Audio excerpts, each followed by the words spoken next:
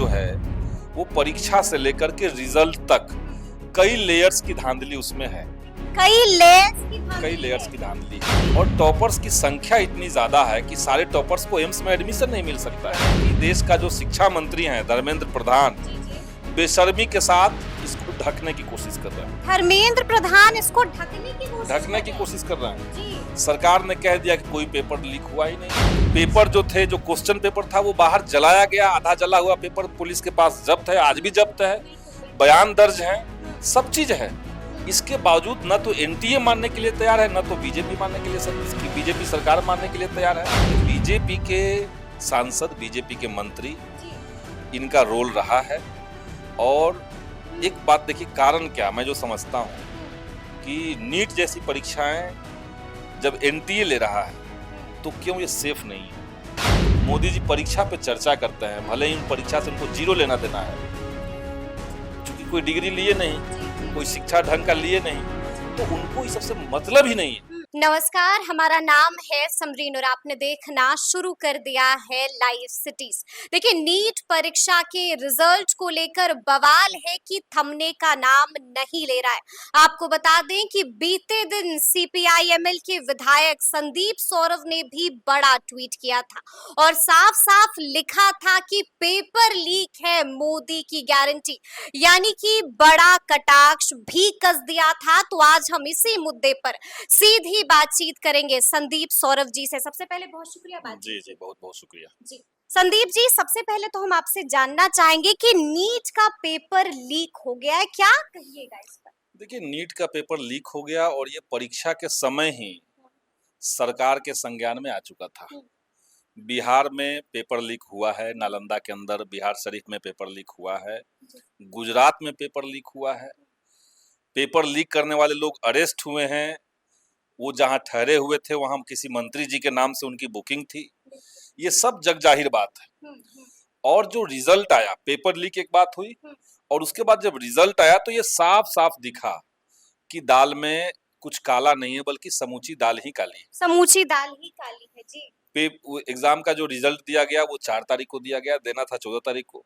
10 दिन पहले आपने रिजल्ट उसी समय दिया जब लोकसभा का रिजल्ट अनाउंस होना था। दूसरा है कि जो 720 नंबर का नीट की परीक्षा का होता है तो उसमें 718, 719 आने का कोई जगह ही नहीं है। कईयों को 720 आया है। 720 कई लोगों को आ गया है, जो एकदम चौंकाने वाला है। Next to impossible. हाँ, इम्पॉसिबल है वो। हाँ? और 718 और 719 भी आया है। बिल्कुल। अब 718 और 719 जब नंबर आया है तो अचानक से एनटीए ने कहा कि हमने ग्रेसिंग मार्क्स दे दिया है।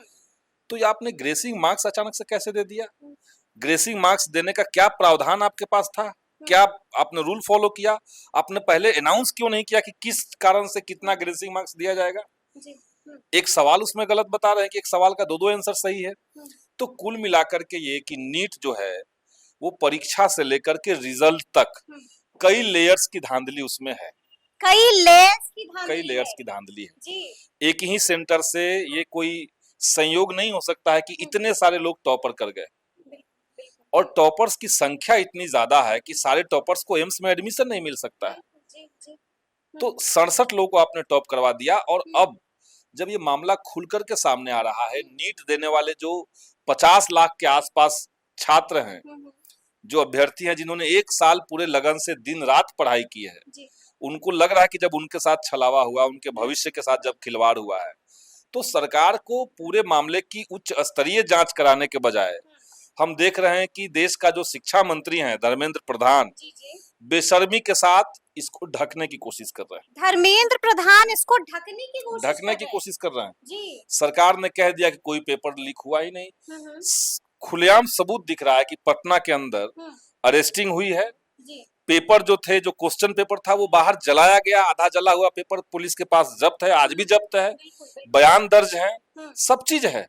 इसके बावजूद न तो एनटीए मानने के लिए तैयार है, न तो बीजेपी मानने के लिए, बीजेपी सरकार मानने के लिए तैयार है। हम तो यही देख रहे हैं कि जो एनटीए है वो अपने आप में इतना प्रॉब्लमेटिक संस्थान बना है। प्रॉब्लमेटिक संस्थान। देखिए, 2017 में इसको मोदी सरकार ने जबरदस्ती, बगैर कोई मशविरा के, बगैर कोई चर्चा के, सदन में सीधे अनाउंस करके घोषित कर दिया। मणिपुर में उनके एक कैडर थे जो बीजेपी आरएसएस के ही गोद में चलने वाले एक अधिकारी थे, उनको आपने एनटीए का हेड बना दिया और एनटीए ने धीरे धीरे सभी तरह की परीक्षाएं, वो चाहे नौकरी की परीक्षा हो, एडमिशन की परीक्षा हो, सभी तरह की परीक्षाओं को सेंट्रलाइज कर लिया, अपने अंदर ले लिया। और वहां से ये जो सत्ता की भूख है, ताकत की भूख है कि हर जगह हमारे विचारधारा वाले लोग हों, एडमिशन अगर बीए में भी हो रहा है तो हमारे लोगों का हो, या हम जिनके ऊपर चिन्हित कर दें उनका एडमिशन नहीं होना चाहिए, इसी के लिए एनटीए का इस्तेमाल। बात बताइए, किसको कटघरे में खड़ा कीजिएगा, किसको दोषी ठहराइएगा? मोदी सरकार का दोष है ये। मोदी सरकार का दोष इतना है। महत्वपूर्ण परीक्षा नीट, हाँ। जिससे देश में मेडिकल क्षेत्र में आने वाले भविष्य को तय होना है, उस परीक्षा को भी अगर आप साफ सुथरे तरीके से नहीं करवा पाते हैं तो जाहिर सी बात है कि आपको जवाब देना पड़ेगा।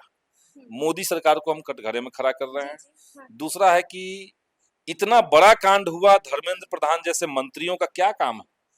उनका काम यही है कि मोदी जी के ट्वीट को रिट्वीट करते जाएंगे, मोदी जी के फोटो खिंचवाए, फोटो सेशन को का ट्वीट करते रहेंगे, और देश के अंदर शिक्षा विभाग की इतनी स्थिति खराब हो रही है, उस पर कोई उनका संज्ञान नहीं है। वही रेलवे के अंदर वही स्थिति है, अश्विनी वैष्णव जो है वो रील बनाने में मस्त है, रेलवे में दुर्घटनाएं होती जा रही है। तो ये जो मंत्रियों का इस्तीफा नहीं हो रहा है, मंत्रियों का इस्तीफा मांग रहे हैं आप समझिए नीट कितना बड़ा सवाल है। नीट के मसले पर कायदे से जो शिक्षा मंत्री हैं धर्मेंद्र प्रधान, उनको इस्तीफा देना चाहिए था। धर्मेंद्र प्रधान को इस्तीफा देना चाहिए। नैतिक जवाबदेही उनकी बनती है। जी।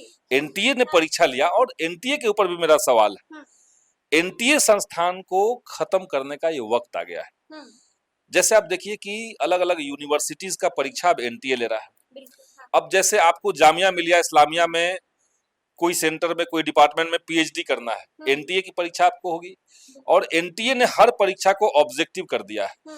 यूनिवर्सिटीज का जो अपना खासियत था, उसकी अपनी जो स्वायत्तता थी, उस सबको खत्म करके एक संस्थान मोदी जी के नियंत्रण में चलेगा, और वही सभी तरह की बहालियां, सभी तरह का एडमिशन वही करवाएगा। तो एनटीए बनाने का मकसद ही बहुत फेयर नहीं है। और जब नीट के मामले में जब खुलासा हो गया तो एनटीए ने क्या किया? एनटीए एक एक प्रेस रिलीज खाली जारी कर रहा है। एनटीए को चाहिए कि आप मीडिया को एक साथ बुलाइए और जितने तरह के सवाल हैं सभी सवालों का आप जवाब दीजिए, सभी सवालों का जवाब दीजिए। देखिए, इस मामले में एक नया अपडेट भी आया। आपने भी जिक्र कर दिया था कि गिरफ्तारी हुई है अनुराग यादव की, और Anurag Yadav NHAI guest house में रुके हुए थे। रूम बुक था मंत्री जी के नाम से। कौन है मंत्री जी? कौन हो सकते हैं?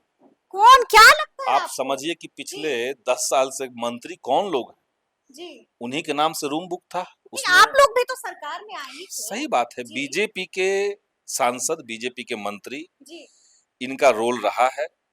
और एक बात देखिए, कारण क्या, मैं जो समझता हूँ कि नीट जैसी परीक्षाएं जब एनटीए ले रहा है तो क्यों ये सेफ नहीं है? क्योंकि आप पूरे देश की सभी सीटों को, सभी सरकारी सीटों को आपने एक साथ मर्ज करवा दिया। अब एनटीए से आप एडमिशन ले रहे हैं, जिस बच्चे का एनटीए से एडमिशन होगा उनको 5 लाख फीस देना पड़ेगा। जिनका नहीं होगा और अगर उनको मेडिकल की पढ़ाई करनी है तब वो 50 लाख डोनेशन देकर के जा रहे हैं। तो कोई 50 लाख डोनेशन देकर के प्राइवेट में पढ़ रहा है तो वो सोच सकता है कि भाई 5 लाख सरकारी का है खर्च, चलिए 20 लाख घूस दे देते हैं, पेपर लीक करवा देते हैं, तो 25 लाख में हमारी पढ़ाई पूरी हो जाएगी। तो यही से 20-20 लाख में, 25-25 लाख में यहीं से खेल शुरू हुआ, इसका पेपर बिकना शुरू हुआ। जी, और ये चल पहले से रहा, खुलासा इस बार हुआ। अच्छा, नीट के कई सारे स्टूडेंट्स पहले भी इस पे शक कर चुके हैं, उंगली उठा चुके हैं। अच्छा, आप तो लगातार स्टूडेंट से बात करते रहते हैं, छात्र छात्राओं से बात करते रहते हैं, आपके पास क्या खबर आ रही है? हमारे पास देखिए खबर यही है कि बच्चे अब चाह रहे हैं कि ये केवल ग्रेसिंग मार्क्स को हटा करके परीक्षा लेने की जो बात है वो बहुत नाइंसाफी वाली बात है। समूची परीक्षा को रद्द करके सरकार को तत्काल रीनीट दोबारा से परीक्षा लेनी चाहिए। एक तो ये, क्या आपको लगता है कि रीनीट हो पाएगा, मुमकिन है? चाहेगी सरकार तो अच्छा, चाहना क्यों नहीं चाहिए सरकार को? जब आपका पेपर लीक है और आपने 2 ही जगह मान लिया पकड़ा, 2 ही जगह गिरफ्तारी हुई, तो 2 जगह जब गिरफ्तारी हुई तो इसका मतलब कि ये कई और जगह भी हो सकता है। बिल्कुल बिल्कुल जी। एक भी सेंटर पे अगर गड़बड़ी हुई है तो न्याय यही कहता है कि पूरी परीक्षा को आप रद्द कीजिए, कार्रवाई हो, जांच हो और बच्चों के साथ न्याय हो, नीट की परीक्षा दोबारा से आयोजित होनी चाहिए। नीट की परीक्षा दोबारा से आयोजित होना चाहिए। एक आखिरी सवाल है आपसे। देखिए, लगातार आपने कई कटाक्ष भी कर दिया है, बड़ा सा ट्वीट भी कर दिया है, लेकिन हम आपसे जानना चाहेंगे कि इसको लेकर विपक्ष क्या कर रहा है और विपक्ष आगे क्या करने का सोच रहा है? विपक्ष इसको लेकर के हम लोग आवाज उठा ही रहे हैं, और लोकसभा का जब सत्र चलेगा अभी, तो जो हमारे सांसद हैं, दो एमपी हमारे जीत के गए हैं, उनसे भी बात हुई है। वो लोकसभा में भी इस मुद्दे को हम लोग उठाएंगे, मजबूती के साथ उठाएंगे, और जगह जगह इसको लेकर बिहार में भी उठ रहा है। इसको लेकर के छात्र संगठन, बिहार से भी कई गिरफ्तारियां हुई हैं, बिहार कई मास्टरमाइंड पकड़ाए हैं। यही तो बात है जी, बिहार में, गुजरात में, बिल्कुल। ये दो जगह तो साफ साफ दिख रहा है, लेकिन इसके कई और जगह पे भी इसमें मामले होंगे। सभी जगह गिरफ्तारियां नहीं हुई है। कुछ जगह जो मास्टरमाइंड होता है वो कामयाब हो जाता है। तो अब तो सरकार को ये चाहिए ना कि आप जस्टिस कर रहे हैं कि नहीं कर रहे हैं। ये कोई बात ही नहीं कि हम सिर्फ 1500 बच्चों का परीक्षा लेंगे। आपने इस बात का जवाब ही नहीं दिया अभी तक एनटीए ने कि आखिर ग्रेसिंग मार्क्स आपने कैसे दिया, क्यों दिया, किस आधार पर दिया, इससे पहले कभी क्यों नहीं दिया। इसकी बात ही नहीं हो रही कि आप कैसे कर रहे हैं कि फलाने सेंटर पे एग्जामिनेशन में टाइमिंग बच्चों को कम मिला। इसका क्या सबूत है? और अगर टाइमिंग कम मिला, मान लिया आपने किसी सेंटर पे ये आपकी सूचना मिली कि भाई 15 मिनट इनको समय कम मिल गया, तो आप क्वेश्चन पेपर जब सबमिट लेते हैं तो आप 15 मिनट बढ़ा देते, उसी समय हो गया होता टाइम पूरा। हम उन वहां के बच्चों को अतिरिक्त नंबर दे देंगे, सबको टॉप करवा देंगे। तो ये देश के अंदर अगर बच्चों को परीक्षा प्रणाली पे कोई यकीन ही नहीं रहेगा। मोदी जी परीक्षा पे चर्चा करते हैं, भले ही उन परीक्षा से उनको 0 लेना देना है, चूंकि कोई डिग्री लिए नहीं, कोई शिक्षा ढंग का लिए नहीं, तो उनको इस सबसे मतलब ही नहीं है। बच्चे कितना उत्पीड़ित हो रहे हैं, कितने बच्चे डिप्रेशन में जा रहे हैं, कई जगह लोग सुसाइड कर रहे हैं जो नीट के बच्चे हैं, इनको कोई मतलब नहीं है। ये अभी जाकर के नालंदा में फोटो सेशन करवा रहे हैं। यही सरकार का काम बचा हुआ है, यही सरकार का काम बचा हुआ है। तो सुना आपने कि क्या कुछ कहा है संदीप सौरभ जी ने, बड़े बड़े कटाक्ष भी कस दिए हैं और कई बड़ी बड़ी बातें भी कह दी हैं। तो फिर ये पूरी बातचीत आपको कैसी लगी है, कमेंट करके हमें जरूर बताइएगा। तो ऐसे तमाम अपडेट्स के लिए ऐसे ही हमारे साथ बने रहिएगा और देखते रहिएगा लाइव सिटीज। बहुत शुक्रिया।